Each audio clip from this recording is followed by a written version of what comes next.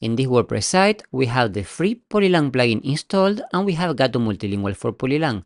Polylang is configured with 3 languages: English, which is the default language, Spanish, and French.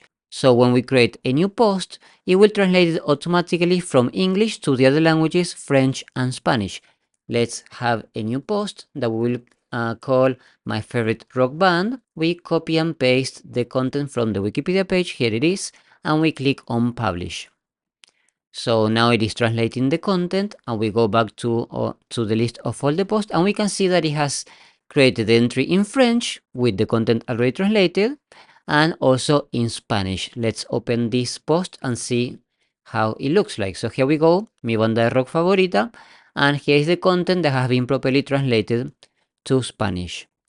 Okay, next, let's add some tags.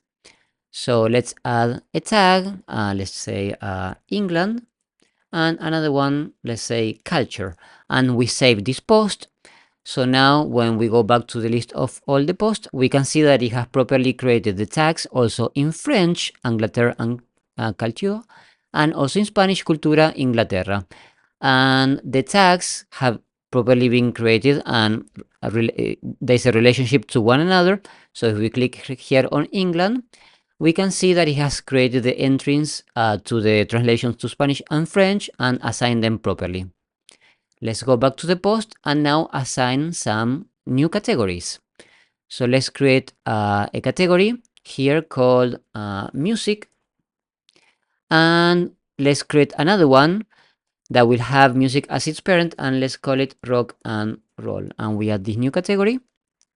Here we have this two. Let's take out the uncategorized and we save. So now we go back to the list, and we can see that the categories have also been properly created and assigned. So in the case of French, we have music and rock and roll, and then in the case of Spanish, we have música and rock and roll. And once again, if we go to categories, we can see that the relationships across entities have been respected.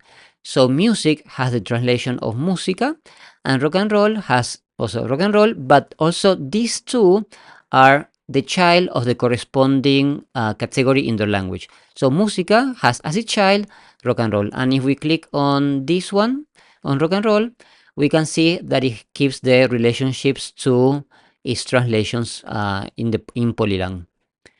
Next one, we can also translate the feature image. So let's add a feature image to this post. We upload an image. In this case, it's called screenshot of command dropdown in VS Code. We can add it a caption and a description, and we set the feature image. So now we save, and if we go to the translation in Spanish and we refresh, we can see that the image has been added, and it has also all the translations. So it has been added with the corresponding translation to Spanish. In this case, we can see the language is Spanish. And if we go to the list of all the images, we can see here it has created the translation for all of them. However, the image is always the same. So we are not duplicating the image. What we are doing is creating the translations always with the same source image.